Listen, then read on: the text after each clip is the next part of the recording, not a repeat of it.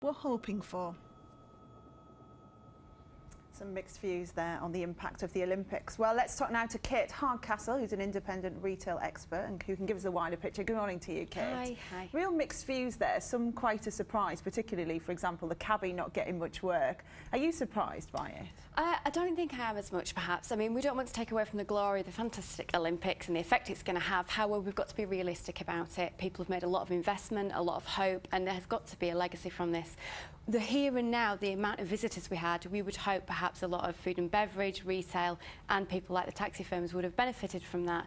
Some of it is down to them themselves as businesses. How proactive were they? What did they do about it? And some of it obviously down to the organisers and councils. Yes, because a lot of the business, I spent a lot of time talking to all the different businesses, and one of the grumbles was that LOCOG was so organised that a lot of people didn't end up passing their businesses when they thought they would, and that can make a big difference, can't it? Well, this is it. It's the flow of traffic and footfall. I mean, I personally went to St James's Park in Newcastle. I parked the car and I was ushered straight up to the venue. Wonderful in there, but I didn't get to see any of Newcastle. I didn't pass by. I didn't go for food and beverage there. I was concerned about getting in and out, and I can imagine the British public who spent a lot on tickets doing the same. If you don't have time to dwell on the way to or from an event, how are you going to benefit from some of these services? And just briefly, overall then, how do you think this will have affected the economy?